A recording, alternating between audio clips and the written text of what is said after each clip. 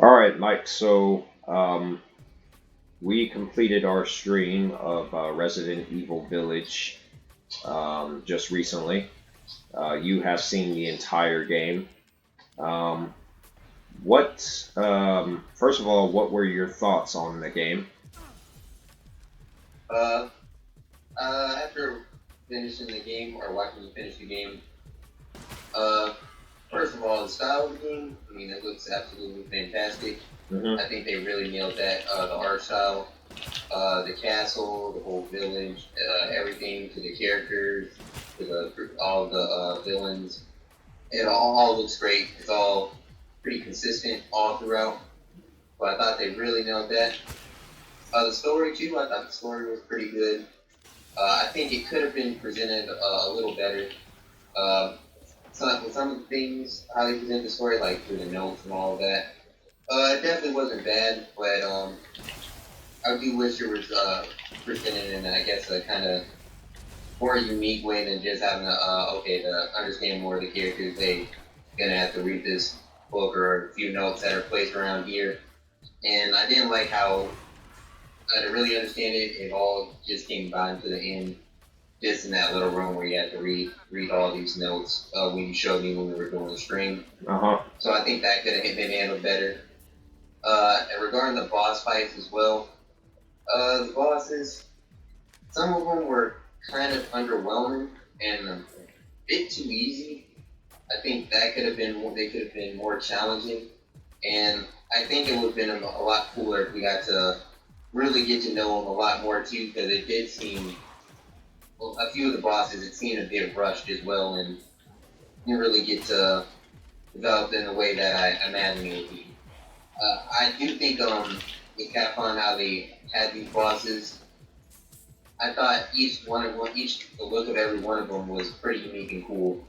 But I wish there was more of a backstory that we got for each one of them to really see them progress. Because it just felt like hey, we just got through them and didn't really get to know them that much.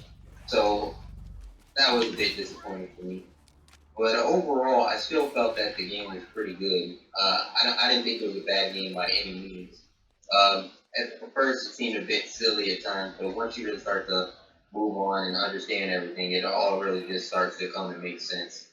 So I did really enjoy watching you play, and I thought it was a good game. I did have those few gripes about it that I explained to you. So that's my thoughts on it. So how are you feeling? You were the one who got to really get hands on with the game and play it. So how are you feeling about it? My opinion really hasn't changed on it. As far as like the art style and everything goes, like the art direction overall, from Castle Dimitrescu to the village to the flooded houses area and the Beneviento mansion and even the factory. They did a great job with designing the characters and the look and the feel of everything.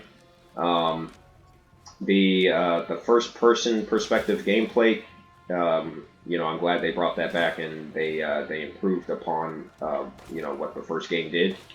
With Resident Evil 7.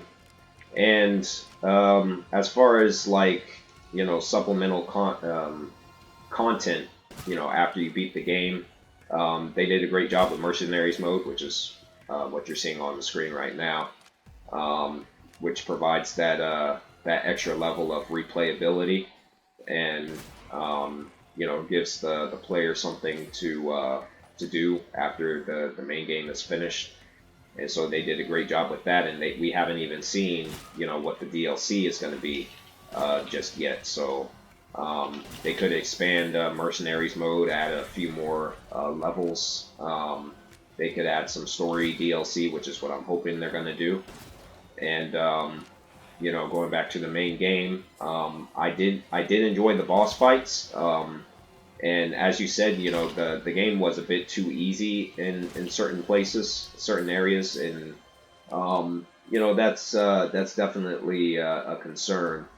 I think they definitely could have you know gave the game a more grounded challenge as far as that goes. But I wasn't really frustrated at all during my playthrough, which is not something I can say for most video games that are out there.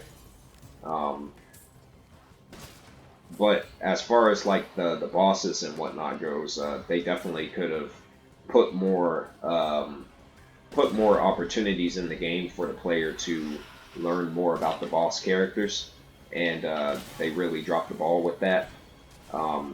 Particularly with like Lady Dimitrescu and the daughter characters, I think they could have shown more of her, as well as Donna Beneviento and Heisenberg. Moreau, I think, wasn't interesting enough really to where I would care about learning more about him, but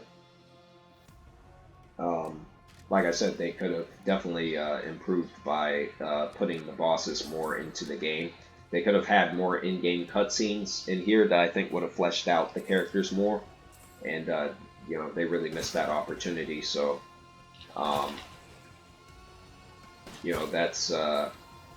that's about the extent of my thoughts on Village. Everything else, as for anything else, you can just go back and watch my retrospective for it, where I really went into more detail with certain things. But what I really wanted to talk about with this video is, first of all, what should Capcom do for the DLC? So I wanted to get your thoughts on that. If we do get a DLC, I do want them to kind of go like in the same direction what they did regarding Resident Evil 7 DLC, to kind of get into backstories on the main villains in the game. So for that, I would definitely want them to do that. Do the same thing here, because it was a little disappointing. Because, like I said, I thought each and every one of them, the whole look of them was interesting, and just seeing your whole playthrough and just how you went through levels beating them. I didn't really get to know them that much, and then just go like, hey, you're just in the boss fight, and there you go, and that's the end of it. It just all felt so rushed. So if we do get DLC, I'd love to get like a big backstory on them, kind of going through everything they went through, kind of if they do that. So that's kind of what I'm hoping for. I mean, it only makes sense at this route. I'm not sure what else they could do, but that's what I'm really hoping to expect with the DLC. Yeah. Or if they also wanted to do more with Mercenaries Mode as well. So yeah, that's my thoughts. Right. Yeah. So, yeah, my thoughts really lines up with yours as far as the DLC goes. I would like to see more of Mercenaries Mode. Um, they need to add some more levels or whatever for mercenaries, and not charge a premium price for it. I think just add a few levels. Knowing Capcom, that's something they could do for free, or like for a small price. Just add more content to Mercenaries, expand it. And they could even do something like add in like a boss run for all the boss fights that are in the game. They could do like a major boss run, and have it be like a second mode in Mercenaries. Another thing is like you said, more some story DLC that explores the backstory of the villains, of the boss characters. I think that would be great. For Lady Dimitrescu in particular, I would like to see like how she met Mother Miranda, and the daughter characters, how they were injected with the Cadeau parasite, and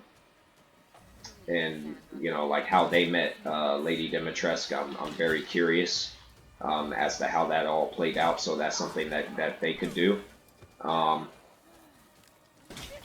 Another thing that I would like to see would be a mode similar to Ethan Must Die, which is a mode that they had, a DLC episode that they had in Resident Evil 7, and it was basically like it was basically a level that was almost like a roguelike experience. Like every time you died, the level would change up like the enemy placement. Um, but the difference was that you died very easily. Like everything was like a one hit kill. So they could bring something like that back, but I don't think it's gonna have a wide audience if they do it like that. Um, so that's something that they can improve is bringing back a mode that's similar to Ethan Must Die, but something that's not as difficult as that was. Um, and another thing they could do would be something similar along the lines of what they did with the Resident Evil 2 remake, where um, they had like these mini episodes where you played as the in that game you played as the survivors, like a few of the survivors of well, not really survivors, but the victims of the Raccoon City incident, and they could do something similar for Resident Evil Village for the DLC. So I think that's something that Capcom should consider. Um, Now, another thing I want to discuss is what Capcom should do for Resident Evil 9. Um, and this is based off of like our own thoughts, and it's also based off of what happened at the end of Village as far as like the final cutscene and everything. So I'll let you go first. Yeah, so definitely after watching this, or watching seeing this game, there's definitely some things I'm hoping they could really improve upon for the next Resident Evil game. I really hope they can do better with their level design. Uh, some of the issues I had with this game were like some of the levels it just seemed not interesting enough. I mean, you just have these simple waves of enemies that are just so easy to blow through, and it's just like it's just not interesting at all. And it's not captivating. And some of the boss fights, it just seemed like that one where shoot, which one was it? Gosh. Actually, I don't even think it was a real boss fight, just a mini boss. Do you remember the one where it was like he could spit fire out through his machine, and all you have to do is just shoot him through the back, or like run into a wall to kind of chase you. Remember that one? Um, what level are you referring to? Dang, I can't remember it specifically, but it was like he was like a little mini boss. He had like a little flamethrower. I think he had a saw on him, and he would always try to kind of like run into you, but he would end up running into a wall, get stuck, and you get fired the little motor behind him until it explodes. Oh, you're talking about the yeah, I know what you're talking about. You're talking about the Yeah, yeah, stuff like that. It Strom. just seemed way too simple and easy. Yeah, Yeah. and stuff like that. It just seemed way too simple and easy, and not really challenging for the player. Yeah, So I'm hoping we could definitely get some more interesting stuff to that. they do need to improve their boss design a bit because it is a bit repetitive with certain things. That boss in particular, the one you're referring to, the problem with that is the formula for it was too simple, um, and there wasn't really much thought required on the behalf of the player. And so that's something that they can address for Resident Evil 9 from a gameplay perspective. Another thing that you Right. mentioned was like the shooting gallery that they had, and yeah, that was another problem.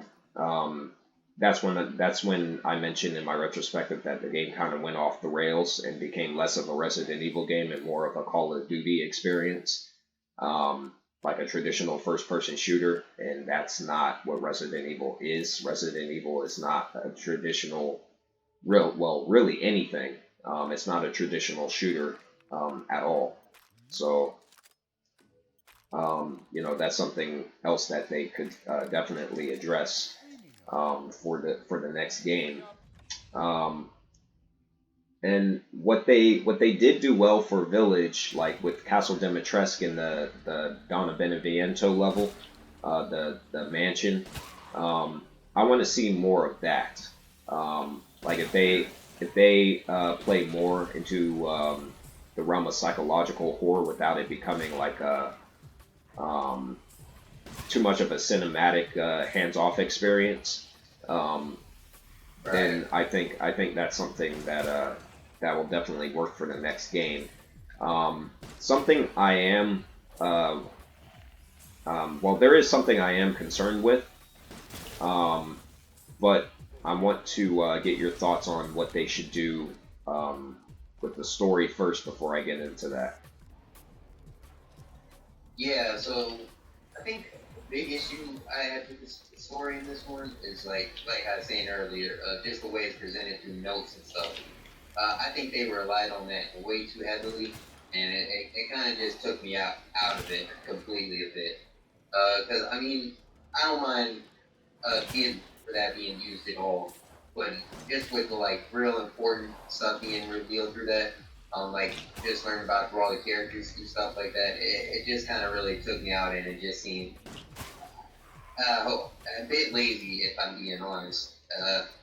So that's how I feel on that as well, and I'm not sure if you agree with me on that, but I just wasn't too much of a fan of that. That's something they did in Resident Evil 7, and I felt it worked better in Resident Evil 7 because Mm, there weren't as many characters in Resident Evil 7 compared to what they went for with Village. But they used the same formula of telling the story through the notes that and especially like the backstory of the villains that it didn't really work as well as what happened with Resident Evil 7. And Resident Evil 7 also, like the story was expanded a bit through the DLC. Um, like you got the backstory of how the Baker family met Evelyn, how they found Evelyn, and how how they went crazy and whatnot due to that whole exchange. And I'm not sure if Capcom is planning on doing the same thing, um, which is why I wanted to ask you about the DLC and everything. Um, mm-hmm. as far as the story goes, I have to agree. I don't think they should get rid of the notes because I think you should have lore elements like that in these games, but I think they shouldn't rely heavily on them as much as they did with um, Resident Evil 7 and 8. I think with Village, or not Village, but with Resident Evil 9, they should focus more on telling the story through natural cutscenes, and not just you know not pre-rendered or anything, but like in-game cutscenes. I think they should focus Right. more on that because they had a few in Village, but there just wasn't enough. So I think that's what they should do. Um, Now, what do you think they should actually do for the actual story? What do you mean? Like, I guess like, not. Or just saying what it will be for the story, how it should be for Rose. Yeah, It's kind of hard to say honestly. Like, we already know she'll definitely be the main character in this one as to play as. But it's hard to know where she'll go now. Now that Ethan's dead as well, so it's hard to say what they should do and what her new role will be, or what kind of, I guess, goal or what she's interested in achieving in. Uh, so that's hard for me to answer really. I'm not exactly sure where they could go with this one now.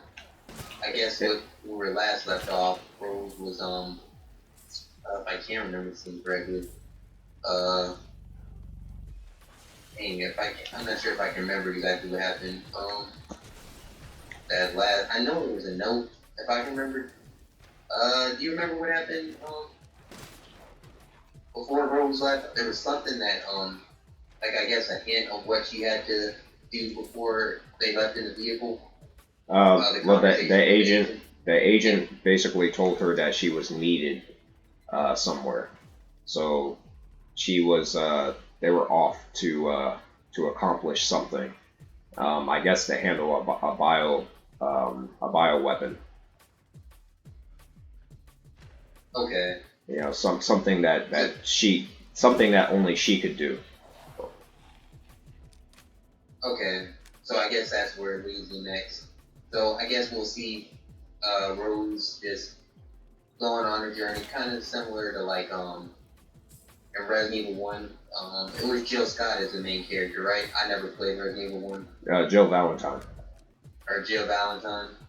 So yeah, so it would be cool to see that. I guess now the locations. That's what I'm curious to be.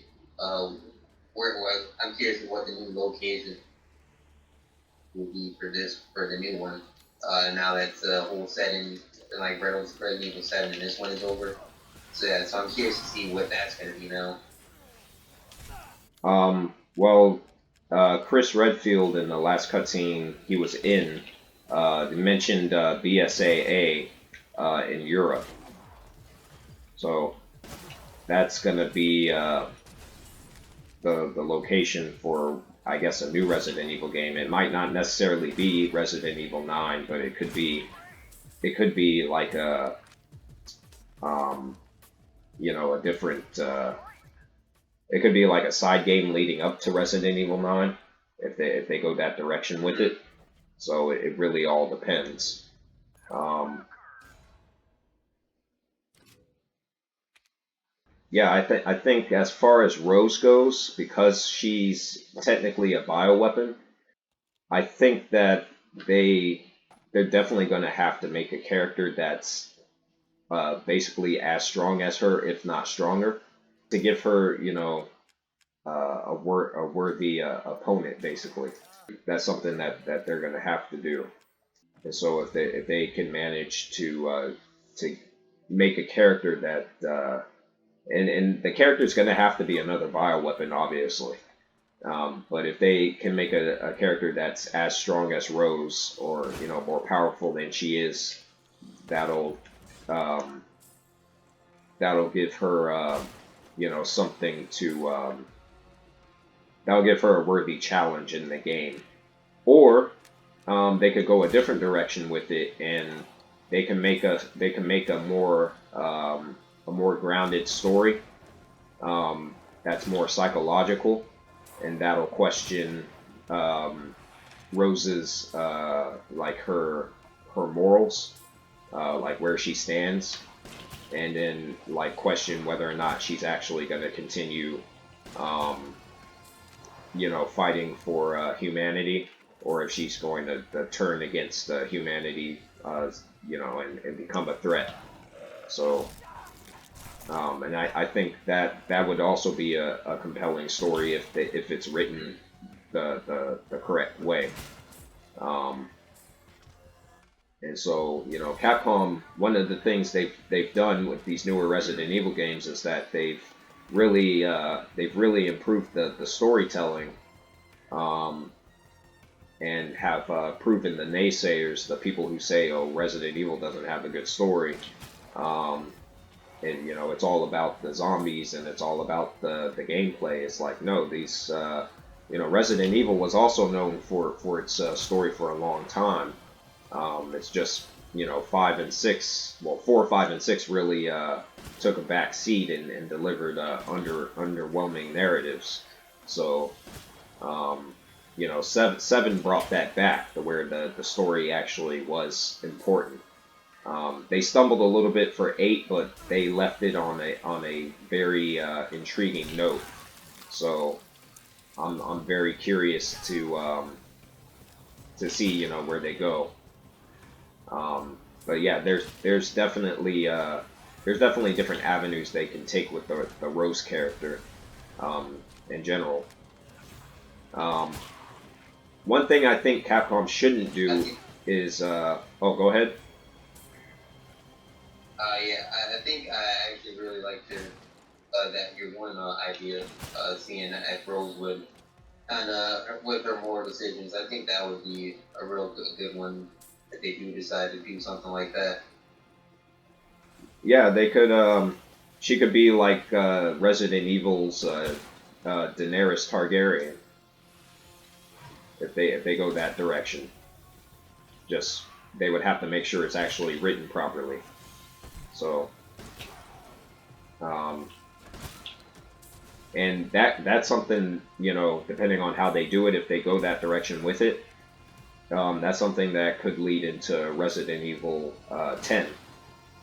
And I think they should like uh, end the story off, like finish the story off with 10, and then probably like reboot the series.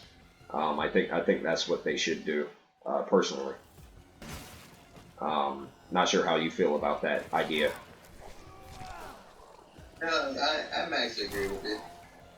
I would appreciate something. I remember how we were talking earlier and how you said they tried to uh, not bring more of a kind of a more horror vibe because fans were complaining that the game Resident Evil 7 was too dark. Yeah, I didn't agree with that completely. that was ridiculous. When I read that, I was like, really? Because Resident Evil 7, it wasn't really like scary. I mean, it had all these games have frightening moments, but they're not really like scary. They're not really, you know, they're not truly terrifying games to play. And so I think that's a shame they listened to fans because it really, or at least on that point, because it really just took down the quality of this game, which could have been a lot better in certain areas. Because they really only had one good scare in this entire game, and that was the baby mutation hallucination from the Dawn of Beneviento level, which they did a great job with that part because that was completely unexpected. Yeah, I think you know we know what we want from Resident Evil 9. We know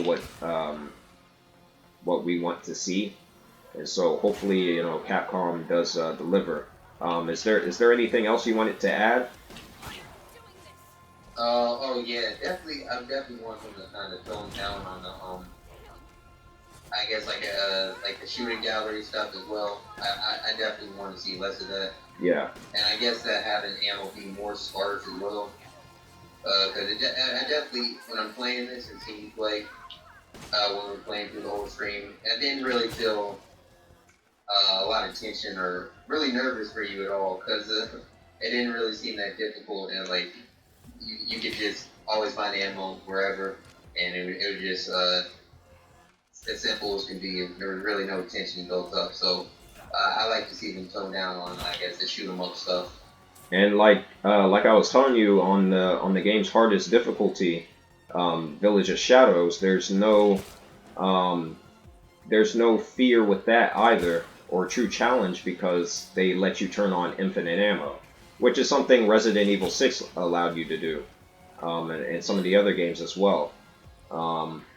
And that's fine, but it's like if you want a true challenge, I mean, you would have to turn that off.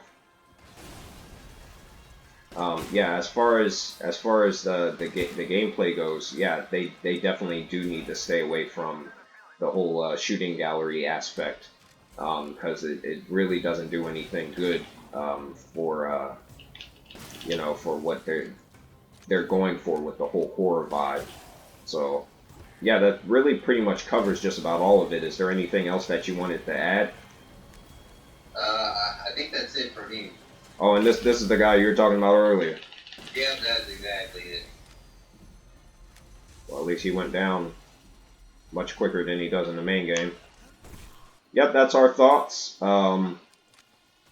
There is more Resident Evil content that I will be uploading before the month is over, including a ranking of all of the games if I haven't already uploaded it by the time this arrives on the channel. So I will keep everything updated accordingly. So, yep, that's it for this video. Mike, it's been good doing a more collaborative effort with you on this, and I appreciate your help. Yeah, no problem at all.